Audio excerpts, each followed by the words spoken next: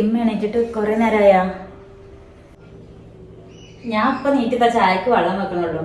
എന്തേ? ഒന്നുമില്ല, ഞാൻ എണീക്കാൻ വൈകിയോന്ന് അറിയാൻ വേണ്ടിട്ട് ചോദിച്ചതാ. ഇനിയിപ്പൊ ഇച്ചിരി നേരം വൈകിച്ചാലും ഇമ്മാ കയ്യിൽ പ്രത്യേകിച്ച് പരാതിയൊന്നുമില്ല. പ്രത്യേകിച്ച് ഈ ഒരു സമയമാകുമ്പോഴേ കുറച്ചധികം നേരം കിടന്നിച്ചിട്ടും നീക്കാൻ കുറച്ച് വൈകിച്ചിട്ടൊന്നും ഞാനൊന്നും പറയാൻ പോണില്ല. പിന്നെ മുന്നേ ചെയ്തിരുന്ന പോലെ വെറുതെ ഓരോ നോണയും പറഞ്ഞ് വെയ്യാന്നും പറഞ്ഞ് റൂമിൽ കയറി കൂടുമ്പോഴൊക്കെയാണ് ഉമ്മാക്ക് അതൊരു ഇടങ്ങറായിട്ട് തോന്നുന്നത്.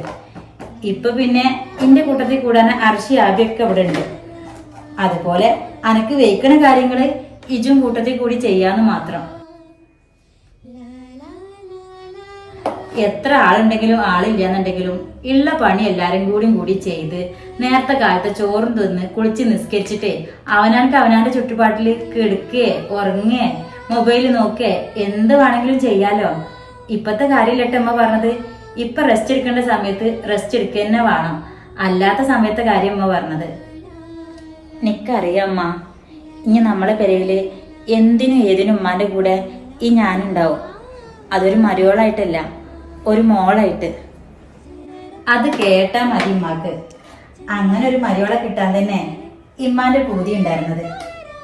എല്ലാ പെരയിലും മരുവള് അമ്മായിമാരെ ഉമ്മായിട്ടും ഇമ്മ മരുവളെ മകളായിട്ടും കണ്ടാലേ തീർന്ന പ്രശ്നങ്ങളേ ഉള്ളൂ.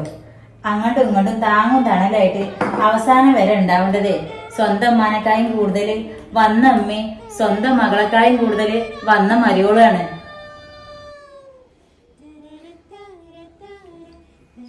ആ എന്താണ് ഇവിടെ അമ്മായിമ്മയും മരുവളും കൂടി രാവിലെ തന്നെ ഒരു ചർച്ച?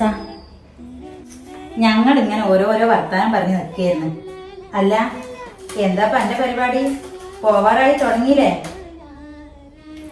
ആ, ഇമ്മാക്കിപ്പോ വൈറസ് ഒക്കെ കളഞ്ഞ് നല്ലൊരു മരുമോളെ കിട്ടിയില്ലേ.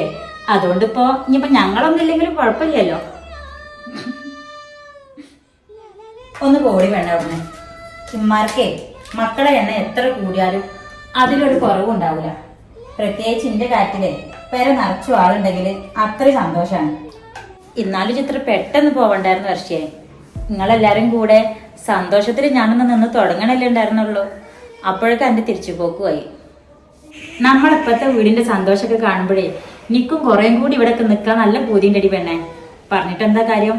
ഞാൻ അവിടെ നിന്ന് പോന്നേ മുതലേ ഇന്റെ വരവും കാത്തു നിൽക്കണം 3 ആളുണ്ട് അവിടെ. ഇന്റെ കെട്ടിയവനും